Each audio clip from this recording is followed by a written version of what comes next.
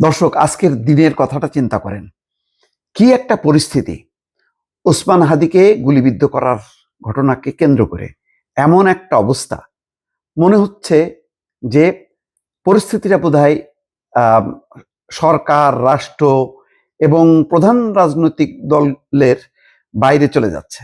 ষড়যন্ত্রকারী, চক্রান্তকারীরা আবার যেন সংগঠিত হতে শুরু করলো এবং তারা পরিস্থিতি নিয়ন্ত্রণে আনতে শুরু করলো। হঠাৎ করেই বাসে আগুন জ্বলল। কেন ওসমান হাদিকে গুলি করা হলো এখনো বোঝা যাচ্ছে না। তবে এটা মনে করার কোনো কারণ নেই যে এটা নিছক একটা দুর্ঘটনা। এটা অবশ্যই পরিকল্পিত একটি লক্ষ্য এবং তার একটা উদ্দেশ্য আছে। কারণ আগের দিন তফসিল কারা চায়নি, কারা চেয়েছে শুরু থেকেই নির্বাচন যাতে না হয়, আবার নির্বাচন হলেও যাতে সেটা বেশ দেরিতে অনুষ্ঠিত হয়, এই তৎপরতাগুলো খুবই পরিষ্কার। আমি আর নাম ধরে ধরে বলতে চাই না, আপনারা শুধু চোখ বন্ধ করে দেখেন যে যখন বিএনপি নির্বাচনের কথা বলল, সাথে সাথেই মনে হচ্ছে যেন কি একটা সর্বনেশের কথা বললো। অথচ এখন পারলে ডক্টর মোহাম্মদ ইউনূস কালকেই নির্বাচন দিয়ে খোদা হাফেজ বলে। সারাদিন আজকে চক্রান্তের গুটি চালানো হলো। রাতের বেলা 9:30টার সময় মির্জা ফখরুল ইসলাম আলমগীর যেন মৌচাকে ঢিল দিলেন। সব যেন তছনছ হয়ে গেল। অনিশ্চয়তা, অস্থিরতা, ষড়যন্ত্র, চক্রান্ত। তিনি কি বললেন? 25শে ডিসেম্বর তারেক রহমান দেশে ফিরবেন। সাথে সাথেই রাজনৈতিক অঙ্গনে সুবাতাস।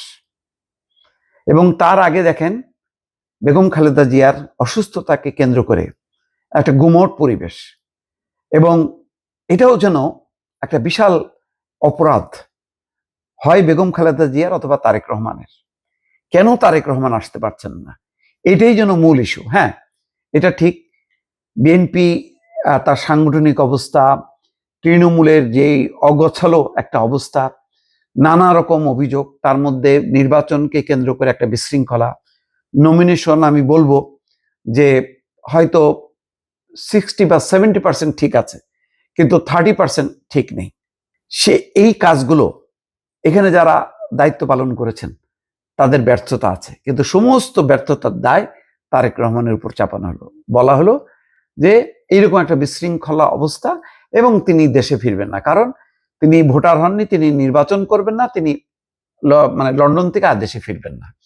এমন প্রচারণা যখন কি বেগম খালেদা জিয়া মুমূর্ষু অবস্থায়, তখন জোরে সোরে চালানো হলো। উদ্দেশ্য কি? উদ্দেশ্য একটাই, বিএনপিকে ডাউন করো। এই 5ই আগস্টের পট পরিবর্তনের পর থেকে সকল শক্তি বাংলাদেশে অবস্থিত, মূল শক্তি, এবং জুলাই বিপ্লবের নামে যারা এটাকে ছিনতাই করার একটা চেষ্টা করলো, তারা সুদ্ধা নেমে গেল বিএনপির বিরুদ্ধে এবং তারেক রহমানের বিরুদ্ধে। ব্যাপকভাবে অপপ্রচার চালানো হলো, তিনি আর আসবেন না, বিএনপি শেষ, বিএনপি দুর্নীতিবাজ, বিএনপি ফ্যাসিস্ট, বিএনপি সংস্কার চায় না, বিএনপি বিচার চায় না, বিএনপি ইন্ডিয়ার দালাল, বিএনপি আওয়ামী লীগের সাথে আতাত করেছে, এমন কোনো কথা নেই। দেখেন কি দুর্ভাগ্য, তারেক রহমান বলা যায় যে আহত বা অসুস্থ অবস্থায় তিনি কিন্তু আজকে থেকে 17 বছর আগে লন্ডন চলে গিয়েছিল। যিনি এই লন্ডন থেকে এই সময়টা বলতে গেলে বেগম খালেদা জিয়া কয়েকটা বছর পরেই তো কারাগারে ঢুকে গেল, লম্বা সময় তিনি দলকে নেতৃত্ব দিলেন, আন্দোলন করলেন, শেষ মুহূর্ত পর্যন্ত আন্দোলনে ছিলেন। অথচ গত 8-10 বছরে কিন্তু অনেক দল প্রকাশ্যে ছিল না। আমি নাম বললাম না, আপনারাই খোঁজেন। হঠাৎ করে 5ই আগস্টের পর তারা গর্ত থেকে বের হয়ে বলল যে আমরাই আসল, বিএনপি খারাপ। বিএনপির মতন এত নিকৃষ্ট দল আর হয় না। ব্যাপকভাবে দেশব্যাপী অপপ্রচার হলো। দুর্ভাগ্যজনক, আমাদের সরল মানুষ অনেকে মনে করতে লাগলো তাই তো, এই দলের নেতৃত্ব নাই, বেগম খালেদা জি অসুস্থ, তার ছেলে আসে না, এই দলের আর কোনো ভবিষ্যৎ নেই।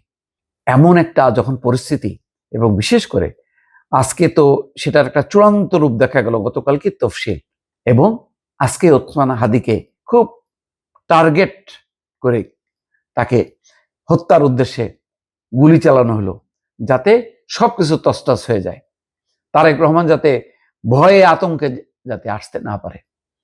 এমন যখন পরিস্থিতি, তখন রাত্রে 9:30টার সময় জরুরি সংবাদ সম্মেলন ডাকলেন মির্জা ফখরুল। কেউ বুঝতেও পারে নাই যে কি খবর দেবেন তিনি।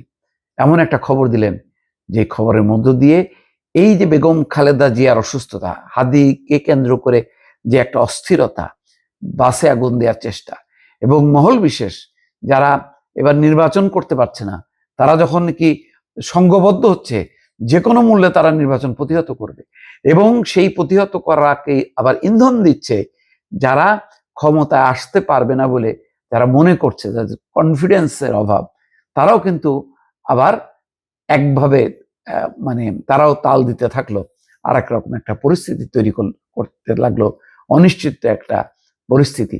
ঠিক সেই সময় ঘোষণা দেওয়া হলো তারেক রহমান ফিরছে। ফলে আজকের দিনের নাটকীয়তা কিন্তু একটা অন্য রকমের। সারা দুপুর বেলা থেকে সোয়া দুইটার দিকে গুলিবিদ্ধ করার পর থেকে ওসমান হাদিকে ঘিরে যেই রকম একটা তাণ্ডবের একটা শঙ্কা করা হচ্ছিল, এবং যার ফলে অনেকেই মনে করছিল যে বোধহয় নির্বাচনটা ভেস্তেই যাবে, আর বোধহয় সম্ভব না নির্বাচন, এবং তফসিল সব বাদ, নির্বাচনই বাতিল হয়ে যাবে। ঠিক তখন তারেক রহমান ফিরছেন। কি বার্তা দিচ্ছে এই যে 12ই ফেব্রুয়ারি নির্বাচন হবে, সেই নির্বাচনটাকে সফল করার জন্য তারেক রহমান ফিরছেন। তিনি দলকে সংগঠিত করবেন, সারা দেশব্যাপী নির্বাচনী প্রচার অভিযান শুরু করবেন।